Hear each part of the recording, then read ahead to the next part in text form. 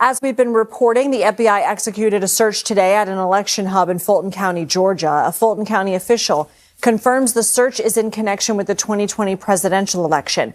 Georgia State Senator Josh McLaurin told reporters earlier that agents were there to find and take 700 boxes of ballots. You'll remember President Trump's call with Georgia's Secretary of State, allegedly pressuring him to, quote, find 11,780 votes following his narrow loss in 2020. Trump and several associates were later... No tweets, no images, no section headers inside the script itself, just narration with clip markers where a clip goes. 6 years, 3 recounts, 1 full hand count that took election workers days to finish, and every single time, the 2020 election in Fulton County, Georgia was called fair. So why, in July of 2026, 4 months before another election, is the FBI sending 260 people back into that same 6-year-old vote count? Stay with me to the end of this video, because once you hear the timeline in order, you will understand why this story should worry you, no matter who you voted for and no matter what you already believe about 2020. This week, we learned the FBI is not just glancing at the 2020 election again, it is throwing real people, real overtime pay, and a hard deadline at it. An internal memo confirmed by NBC News, CBS News, and the Associated Press says 260 intelligence analysts from FBI field offices across the entire country have to help with this one case in Atlanta. Small field offices have to send 3 people. Medium offices have to send 5. The largest offices have to send 8. Every single analyst is expected to check about 708 records. All of it has to be done by July 17th. And here is the detail that should stop you for a second. The memo says weekend and holiday overtime has been approved. Think about that. The federal government is paying people extra money on holidays to comb back through an election that ended almost 6 years ago. This did not begin this week. It began in January of 2026 when FBI agents walked into the Fulton County election hub near Atlanta and executed a search warrant. They left with more than 600 boxes, physical paper ballots from 2020, ballot images, vote tabulating machine tapes, voter rolls, all of it. That kind of raid does not happen without a judge signing off first. A judge did sign off. But when the paperwork behind that warrant became public later, something uncomfortable came out. Much of it leaned on fraud claims that had already been checked and already been proven false, some of them by Republican-led reviews inside Georgia itself. The investigation had actually been pushed forward by a lawyer named Kurt Olson, someone who had previously worked to help overturn the 2020 results and who now works inside the Justice Department as Director of Election Security and Integrity. With the future of American elections on the line, let's bring in MS Now Justice and intelligence reporter Ken Delanian. He's the one who broke the story. Also with me, MS Now's Ayman Mohadeen, and Brendan Ballou is the CEO of Public Integrity Project. He's also a former federal prosecutor who spent 2 years prosecuting January 6th rioters. Ken, let's start with your reporting. Who is the FBI investigating and why? We don't know the answer to that question, Alicia, but we do know that this is an Fulton County did not just accept that raid quietly. County lawyers went to court and asked a federal judge to give the seized ballots back. In May, the judge said no. But here is the part both sides tend to leave out. The same judge also said parts of the FBI's reasoning for the search looked, in his own words, misleading or troubling. He did not order the materials returned anyway, so the government kept the ballots, while a judge was on the record saying the paperwork used to justify taking them had real problems. Now here is where this story stops being about paperwork and starts being about a broken promise, so pay close attention. Back in April on Fox News, FBI Director Kash Patel sat down with Maria Bartiromo. She asked him directly if he had anything to show for over a year of talk about the 2020 election being rigged. Patel answered her, word for word, "I can announce on your show that we have got all the information we need. We are working with our prosecutors at the Department of Justice and the Attorney General, Todd Blanche, and we are going to be making arrests, and it is coming, and I promise you, it is coming soon. Stay tuned this week, he told her. You might see a thing or two. That interview aired on April 19th, 2026. It is now July. No arrests have happened. What has happened instead, 3 months later, is 260 more federal employees being added to the case with a brand new deadline. A former federal prosecutor summed up what these analysts are actually doing in one simple sentence. They are not hunting for evidence of a crime. They are hunting for evidence of evidence. That distinction matters a lot. One official close to the effort described the analyst's job this way. Looking for derogatory information is the short answer. The idea is to build a case. Look at associations between people. Look into their social media, their business activity, their travel, their contact with other people already being investigated. In plain English, that means 260 government employees are being told to go dig through the personal lives of people connected to a 6-year-old election, hoping something, anything turns up that can be used later. Let's talk about exactly who that touches, because this story is not really about Kash Patel or Donald Trump anymore. It is about real people who worked the polls in Georgia in 2020. The Justice Department has already filed paperwork demanding the names, home addresses, and contact information of every 2020 election staff member and volunteer in Fulton County.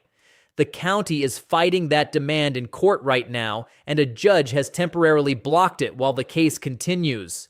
This is not the first time these same workers have been put in danger. After the 2020 election, several Fulton County poll workers already received death threats because of false claims about the vote count. Now, years later, their personal information could once again land in the hands of a federal task force built to look for wrongdoing. The FBI is ramping up its investigation into the 2020 election here in Georgia. And this is not staying inside Georgia's borders. The same pattern has already shown up in 3 other states. In Arizona, investigators pulled ballot images and other 2020 election data. In Michigan, the Justice Department demanded ballots from Wayne County. And in Wisconsin, FBI agents did something even more direct. They went to the private homes of former election officials around Milwaukee instead of simply calling their offices. One of the people they approached was the county's own former elections director. Federal agents showed up at her house. Critics call this a pattern designed to intimidate anyone connected to running an election Donald Trump did not win. So who is actually standing up and pushing back on the record? Fulton County Commission Chairman Rob Pitts, a Democrat, has said the same thing publicly, over and over, without changing his story once. Every audit, every recount, every court ruling has confirmed what the people of Fulton County already knew. Our elections were fair and accurate, and every legal vote was counted. He has called this new surge of analysts a desperate attempt to drag out an investigation that has already found nothing after a year and a half of looking. On the other side, Kash Patel keeps telling a completely different story. He has said a federal judge found probable cause for the original search, so the FBI simply followed the law and did its job. He has said these things just take time, and that people will eventually understand. Fulton County, Georgia is now accused. There is one more name that keeps showing up in this story, and it deserves its own moment. When FBI agents carried out that January raid on the Fulton County election hub, the sitting director of national intelligence at the time, Tulsi Gabbard, was physically present at the scene and reportedly arranged for President Trump to speak by phone with some of the agents while the search was still happening. 2 members of Congress publicly demanded she appear before committees to explain her involvement, calling her presence at a domestic law enforcement action deeply concerning. Her office defended it, saying election security falls under her role protecting the country's infrastructure. Whichever side of that argument you land on, ask yourself a simple question. How often does the nation's top intelligence official personally show up at a county election office during an FBI search? This is not normal. Even people who support the investigation itself have struggled to explain why she was standing there. It is also worth knowing that this is not the first time Kash Patel has made a big promise on camera that did not quite match what came next. Earlier this year, the FBI released a highly produced video celebrating Patel's first year running the bureau, filled with music, montages, and claims about arrests and drug seizures. Critics called it propaganda dressed up as an update. Patel has also threatened to sue a major news outlet for defamation after it published an unflattering report on his conduct, and he has been criticized before for discussing details of active investigations in public before they were confirmed. None of that proves anything about Fulton County specifically, but it does build a pattern, and patterns matter when you decide how much weight to give someone's next promise. Before I tell you what I think this all means, I want to show you something most commentary channels will not bother to show you. I actually checked how this story is being covered across the news landscape using a tool called Ground News, which tracks how many outlets cover a story and where each outlet sits on the political spectrum. As of this week, 99 different news outlets have published something about this FBI surge into Fulton County. Of those 99, about 29% lean left, 47% sit right in the center, and 24% lean right. That is actually a fairly healthy, balanced spread of coverage. This is not a story that only one side of the media is talking about while the other side stays silent. It is not what reporters would call a blind spot. Even outlets like Fox News and further right sites like the Gateway Pundit have covered this story, though they frame it in a completely different way than left-leaning outlets do. Center outlets like the Associated Press, PBS, and CBS mostly just report the raw numbers, the memo, and the timeline without picking a side or using loaded language. Left-leaning outlets tend to frame this as another dangerous escalation of what they call the big lie. Right-leaning outlets tend to frame it as the FBI finally following the law and properly investigating fraud claims that critics say were never fully checked the first time. So both sides of the media know this story exists. They simply disagree completely on what it actually means. And that disagreement itself tells you something important about where the country is right now. Let's put the plain numbers in front of you one more time, slowly, because numbers do not spin the way people can. 260 analysts, 708 records each. That works out to roughly 184,000 individual record checks, all packed into about 2 weeks. 600 boxes of ballots and election materials seized back in January. 56 FBI field offices across the entire country ordered to contribute staff. 11,799.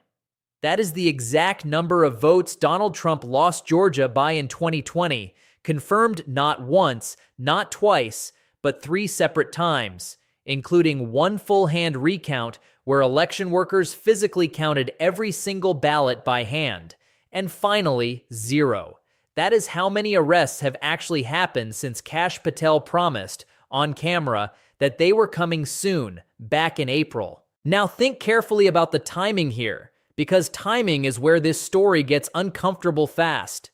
This new surge has a hard deadline of July 17th. That deadline lands right in the middle of when 2026 midterm campaigns are heating up across the country, when candidates are raising money, when state election offices are already planning ballots and polling locations for the fall. An investigation with a deadline that lines up this closely with the next election is not really an accident. It is a choice someone made on purpose. And remember, this entire approach only exists because 2 other paths already failed earlier this year. President Trump tried to sign an executive order banning mail-in ballots outright. A federal court struck it down almost immediately.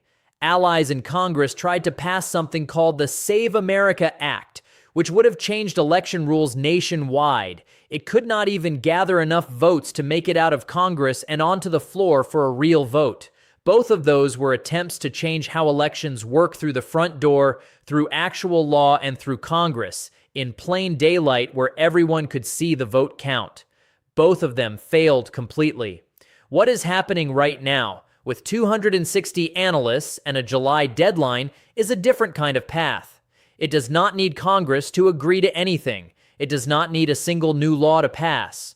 It only needs time, government manpower, and a reason to keep digging just a little bit longer. That, more than any single headline, is what should actually worry you.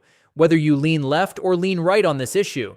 It is not really about just this one investigation into one Georgia county.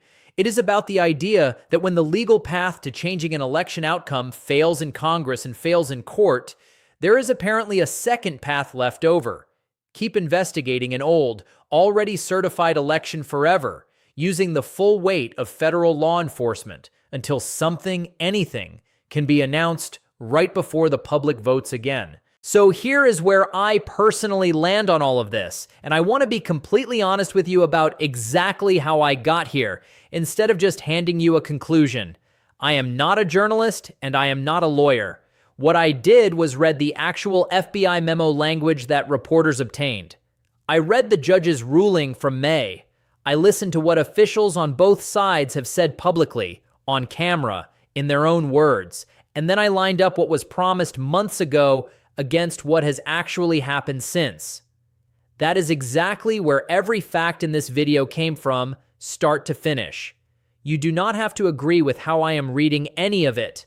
I have given you the sources, the real numbers, and the exact quotes so that you can go look at every single piece of this yourself and form your own opinion. My goal here was never to tell you exactly what to think about Kash Patel or Fulton County. My only goal was to make sure you actually had the complete, accurate information in front of you before you decided anything for yourself. Please do your own additional research and know that everything you just heard reflects my own personal reading of publicly available reporting, not a claim of absolute final truth. Because right now, today, there is a federal investigation quietly touching Georgia, Arizona, Michigan, and Wisconsin, all built around a presidential election that has already been checked 3 separate times by 3 separate methods. There are 260 people whose actual job this week is to dig through the personal lives of Americans who simply worked the polls back in 2020. And there is a deadline sitting on the calendar that lines up almost perfectly with the next election cycle already underway.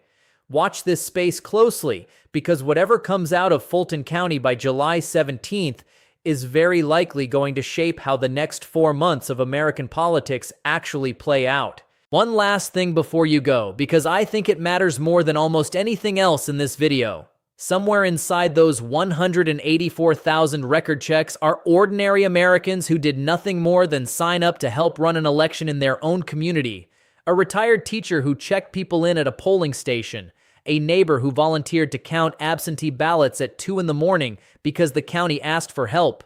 A county employee whose entire job is making sure your vote gets counted correctly, not deciding who wins. Those are the people whose social media, whose travel, and whose personal associations are being combed through this month by 260 analysts working holidays so that a promise made in April can maybe, someday, turn into a headline. Whatever you believe happened in 2020, that part of the story deserves your attention too. So if you want to understand what happens next instead of just reacting to the next scary headline, subscribe now, and I will keep tracking every single update on this story, using the same sources and the same exact receipts, every single time it moves forward. And one final reminder before you go, everything in this video is my own personal analysis, built from publicly available news reporting, court filings, and on-camera statements from officials on both sides. It is not a court ruling, and it is not the final word. Please look at the sources yourself, form your own opinion, and share it respectfully.